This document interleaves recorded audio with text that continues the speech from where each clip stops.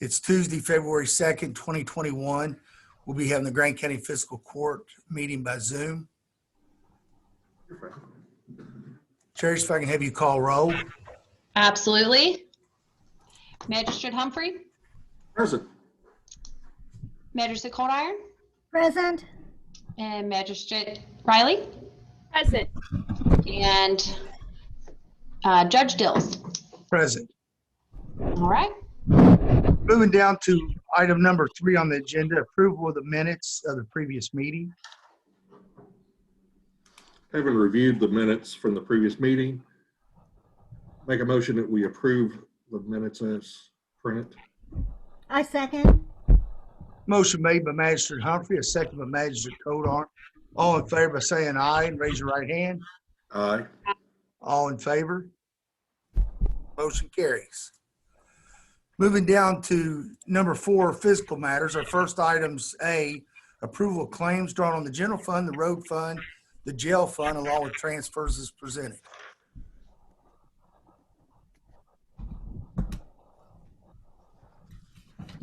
Having reviewed all the claims on the general fund, road fund, and jail fund, I make a motion that we approve the claims and the transfers as presented. I will second. Motion made by Magistrate Codar, a second by Magistrate Riley. All in favor by saying aye, raise your right hand. Aye. All in favor, motion carries.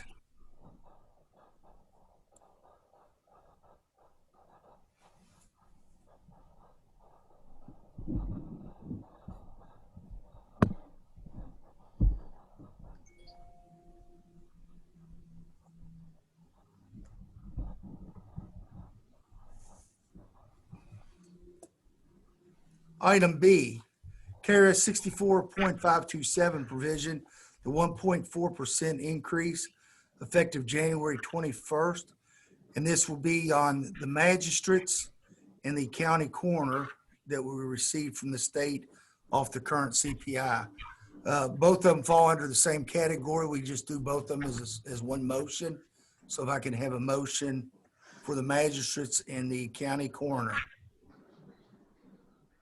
I'll make a motion that under KRS 64.527 provisions that the 1.4% increase starting January 2021 that affects the magistrates and county coroner be passed.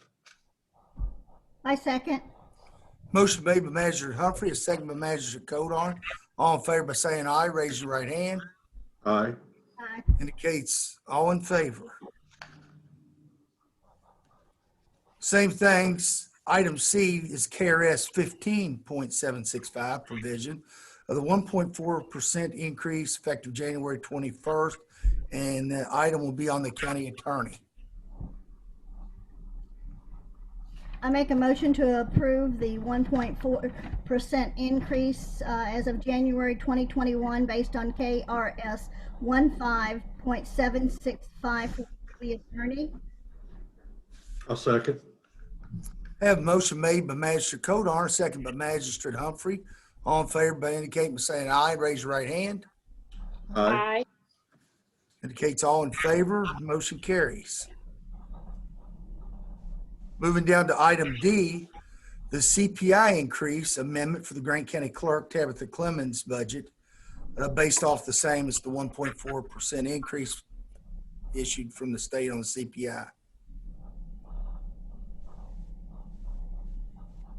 I make a motion for the CPI increase issued with the effective January of 2021 effective date for the county clerks.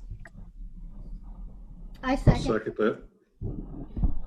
Motion made by Magistrate Riley. Sounded like Magistrate Codar was our second. All in favor by indicating aye, raise your right hand. Aye. All in favor, motion carries. As a matter of technicality, can we add in whole on that amendment? That it, Travis, the budget is you in- would ask for that, wouldn't you? It makes a difference in my audit. I know. Could I modify that original motion to include in whole? Thank you, Jacqueline. You did great for the first approval. You knew it. I know. I was counting on you tonight. So I'm not there yet. It's okay.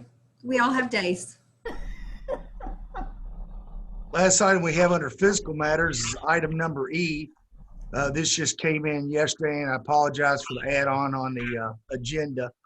But the road department has been down in employ for the last couple of weeks, and they've went through an interview process and is asked to hire a Damon Ingalls effective February 8th at the starting salary of $14 an hour. Make a motion that we approve the new hire Damian Ingalls effective February the 8th and pay rate of $14 an hour.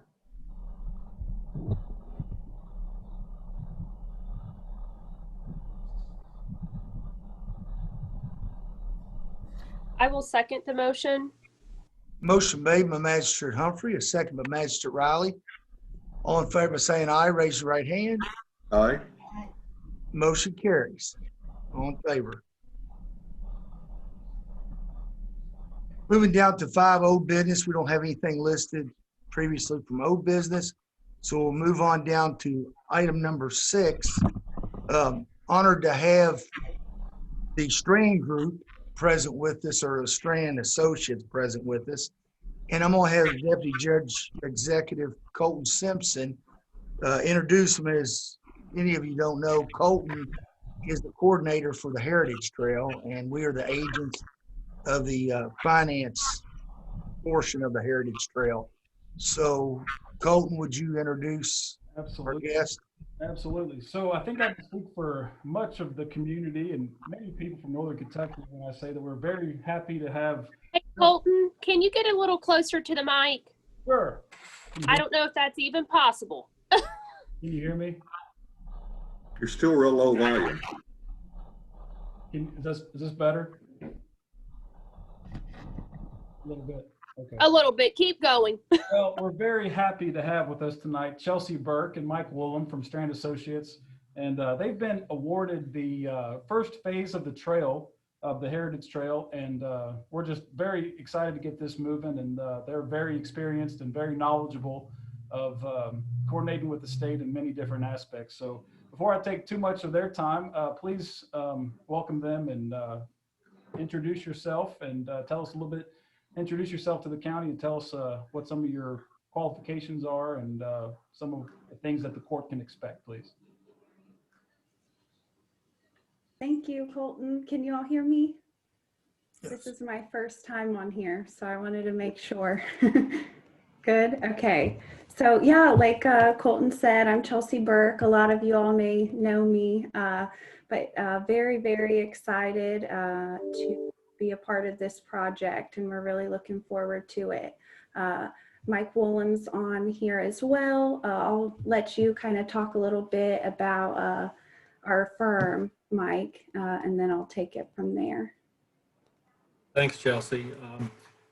Judge, members of the court, thank you so much for having us here. And I can't tell you how excited we are to be able to be in a position to assist you on this project. And if you'd asked me 20 years ago, could you make a living in the trail design business, I would have probably said no. But honestly, it's been one of the most really interesting and neat and wonderful experiences that we've had, and seeing that part of our business grow just based on all the people that we've helped, the communities we've helped, and the projects that we have been involved with.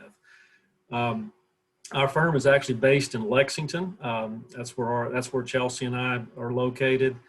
We have offices in Louisville and Cincinnati as well. So we serve a lot of communities throughout Kentucky, and we also are very well ingrained in working with the transportation cabinet. And so one of the things that we bring is a tremendous working familiarity with LPA type projects, working with small communities, implement grant funded projects, and basically helping you through that process. And Chelsea will talk a little bit about that momentarily.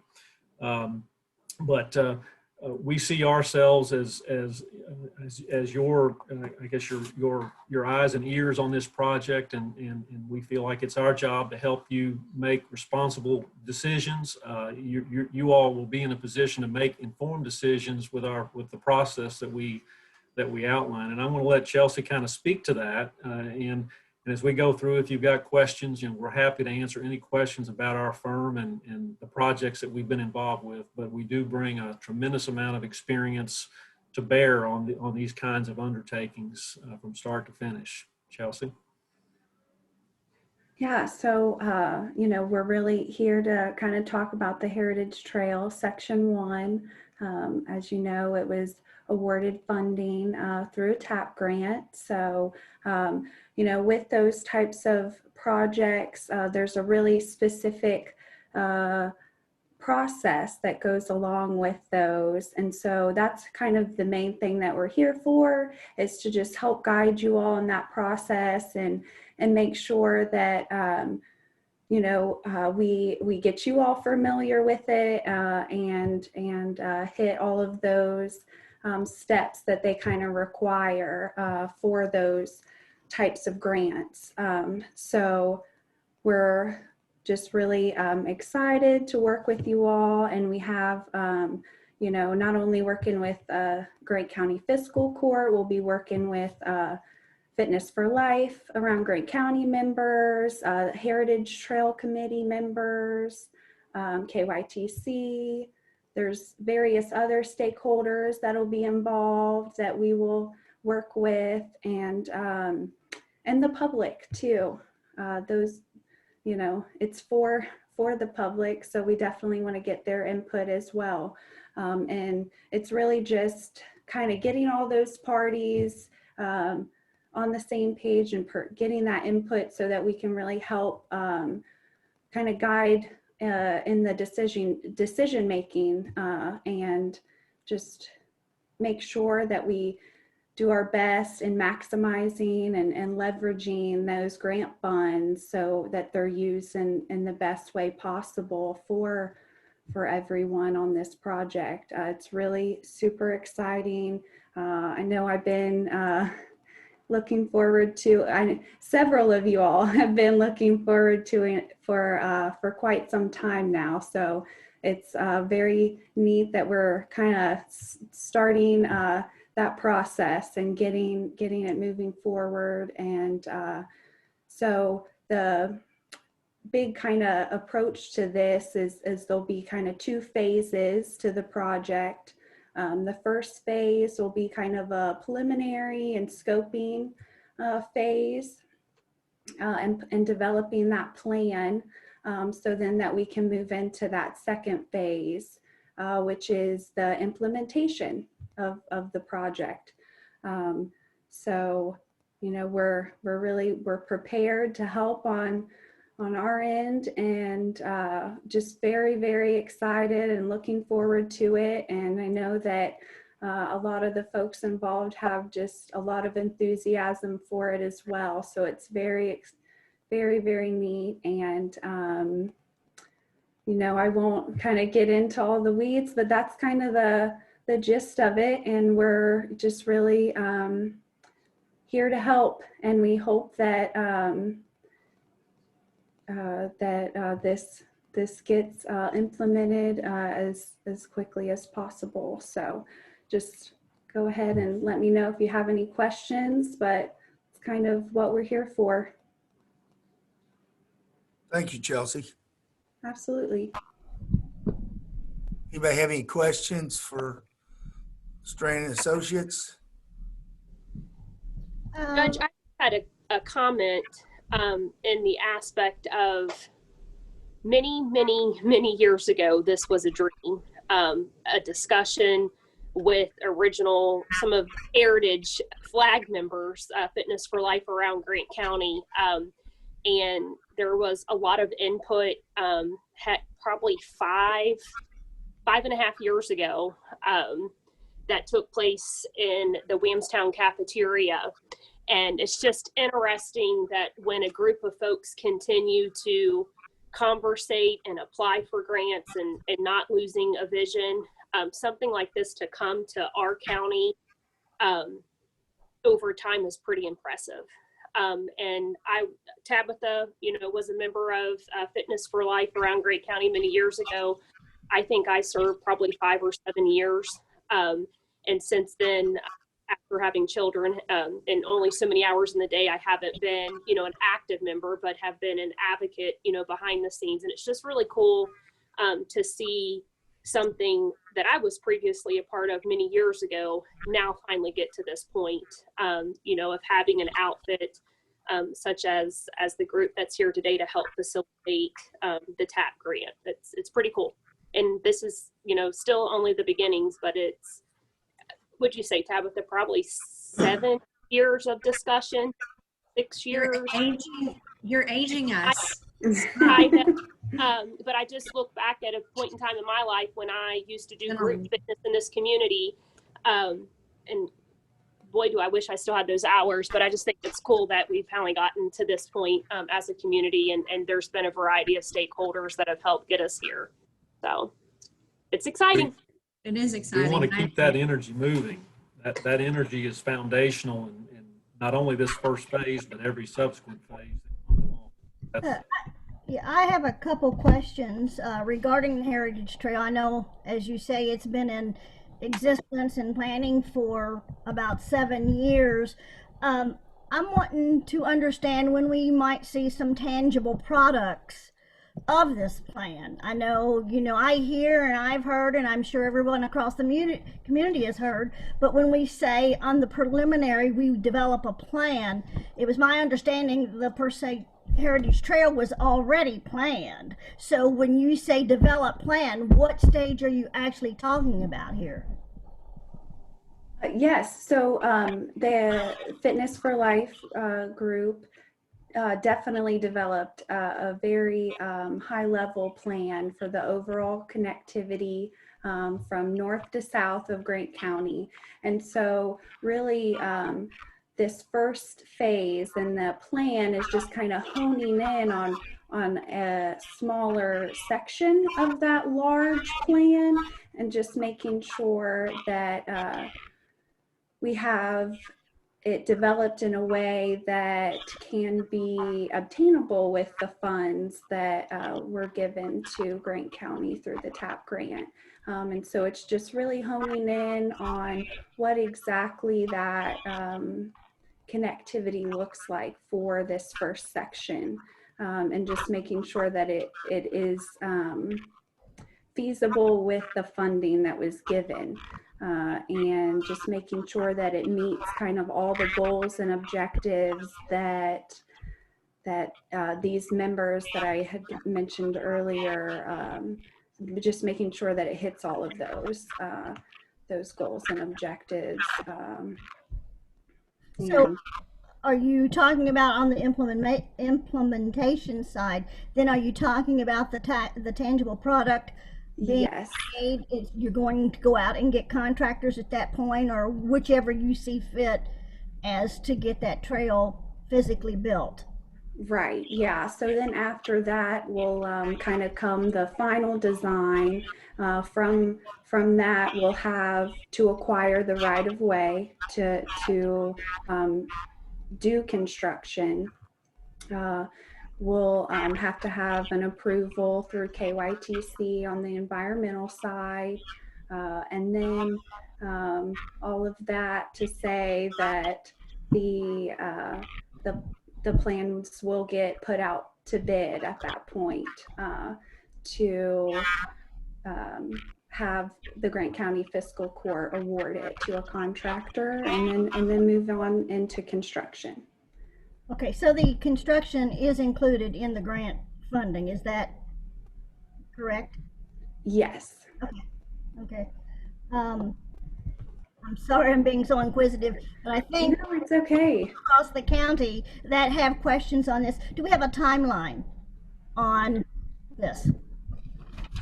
Yes, we're working through that. So this next kind of step that we're in right now, we have had one meeting so far with some members of the selection committee. We'll be meeting with the Heritage Trail Committee to really hone in on those goals and objectives. And then the next step will be a pre-design meeting with KYTC, and that will developed our scope from there. And in that scope, we put together a budget and as well as a schedule for the remainder of the project. And then we get that kind of vetted with everyone and approved. Okay. Are you far enough So- along to where we get to the schedule? I mean, to a timeline as to when that schedule would be ready? Yeah, it should, it'll come pretty quickly after we meet with KYTC. But kind of the goal that we've talked about so far, and what that was mentioned in our proposal, and that we briefly talked about in last week's meeting, was that it would move into construction later in 2022. Do you have anything to add to that, Mike? Yeah, I think the one thing that you find is that you have opportunities to make choices in terms of maybe what options that you select. And, and sometimes as you get into choices, you have impacts, whether they're environmental impacts or right-of-way impacts, and those impacts have an influence on the overall schedule. And so what Chelsea's trying to say is she's saying is that we have to kind of vet that process first, and that's going to dictate the ultimate outcome. And so what our job is to help you understand those kinds of decisions and the implications they have on everything from cost, schedule, and the things that go with that. So, but it is a two-step process, and that's the way the cabinet's process works, the transportation cabinet. And so we are going to be implementing it in strict accordance with their requirements, so that we can meet the intent of the grant in all facets. Okay. Good questions. Good questions. Okay. Colton, who serves on the Heritage Trail Committee these days? Well, as of right now, the selection committee was several people, including myself, Chuck, Jamie Baker, Tim Sizemore, as well as some people from the health department, Jody and Marsha Bach. Marcia. Okay. And then there are several other people that will be involved. Carrie Coleman's on the call. She'll be heavily involved, especially the park section of it. But there's some other people that are key people that will help make sure that the public will be aware of everything and that they have a voice in this whole process as well. Awesome. Great. Okay. Thanks. That was real informative, and I appreciate you all being on Zoom with us. I hate that we can't meet in person. It makes it a lot different when we're trying to meet on Zoom. But you all covered a lot of the topics, and there was a lot of questions asked and answered, and look forward to working with you all. So you're all welcome to stay on for the rest of the meeting. It's not going to last long, or if you all have other things, as most people do, you're welcome to get off. So thanks for being with us tonight. Thank Thank you, you all. Chuck. Moving down to item number 7's reports. You have in front of you the treasurer's report. No actions needed or any motions. Item B is the animal shelter report. You have that in front of you. The road supervisor's report. Item D is the building inspector's report. And looking at these reports, the building inspector's report continues to go up with permits, so is letting us know that there's still quite a bit of building still going on in the county. Moving down to jailer's report. Spoke to the jailer today. They were doing some more testing, getting what few they had that were tested positive for COVID, isolated, that starting to get tested so that they can move them into the open population again. So he's done, as I said, a great job containing the jail with the COVID issues that's being experienced statewide with jails. I think our jail is, knock on wood, has done a tremendous job to maintain a safe jail. With that being said, earlier he reported to me that we had 174 state prisoners. He called me about an hour later. They picked up a new one. And as the COVID test is cleared and they're moving back into the population, they're going to start transporting more of the prisoners into our programs back into the jail. So 175 state prisoners today, 36 county prisoners, a total of 211 inmates in the jail. Moving down to the sheriff, he's not with us tonight. He's actually at the sheriff's conference. They allowed him to have an in-person conference with all the guidelines put into place as far as social distance. They're in a large room and was able to social distance. So they were able to have their conference and get their training hours that was needed by statute.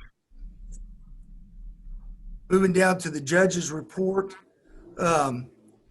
just want to report that road department has been out on several nights, overtime, the weekend, doing the best they could and a great job of keeping our roads clear.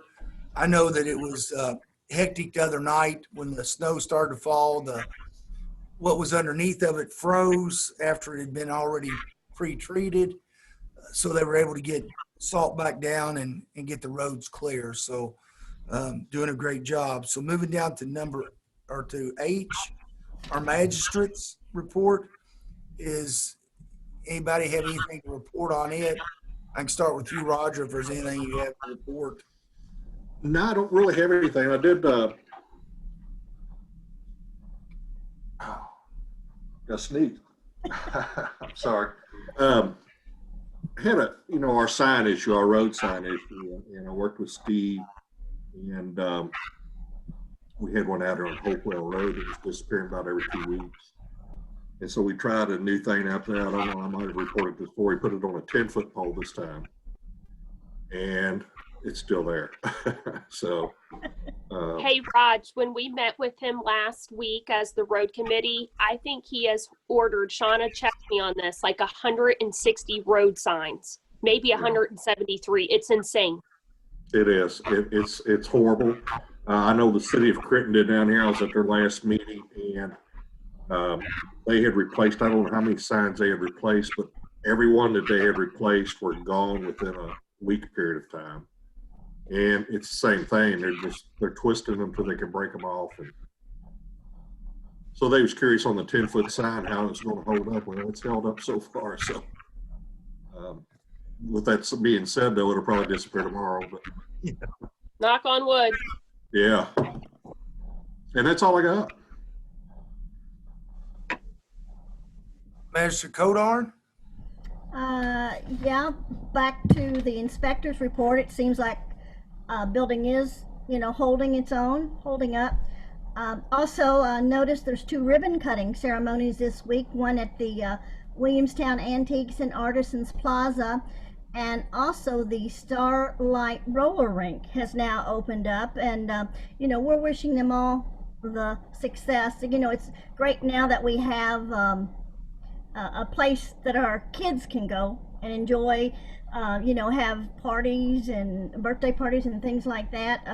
I guess I'm telling my age, but I probably was about 4 years old when that was an original roller rink years and years ago. But I'm glad to see Brooke, take this initiative and giving, I think she does well in giving back to the community. And I think she is to be commended for saying, that, we now are getting things for our kids to go to. And, as far as the roads, I encourage anyone, if they do have a road problem, to make sure they give me a call so we can get it reported. Other than that, we still are getting mattresses thrown out along the sides of the roads. Just call the road department and we'll get them picked up for you. But that's about all I have there. That ribbon cutting tomorrow at 3 is the one at the Antique Mall. 3:30 is at the roller rink, and was up there the other night. The roller rink, we were packed, and the parking lot's been packed the last several nights. So They're doing a real good business. Great. That's great. Jacqueline, do you have anything to add? No, just general, follow-ups from constituents, which you and the county attorney are aware of some of those. And then we've got some follow-up to do with you, Chuck, coming out of last week's meeting, just with our state funds that are available for bridge replacement. We've got some follow-up. So I have that on my to-do list the rest of this week, really just communication and follow-up from that standpoint as far as funding that's available. Okay. But as you go. Well, thanks a lot. Moving down to number 8 on our agenda is anyone from the audience, any citizens have something to speak on? We're good? With that being said, item number 9 is for adjournment. I just want to remind everyone our next meeting will be February the 16th at 6:30, and we'll be doing it on Zoom again. So with that being said, I need a motion to adjourn. So move. I have a motion made by Magistrate Riley, a second by Magistrate Codart. All in favor by saying aye. Aye. Aye. Aye. Raise your hand. All in favor, we are now adjourned, and I thank everyone for coming out on Zoom tonight.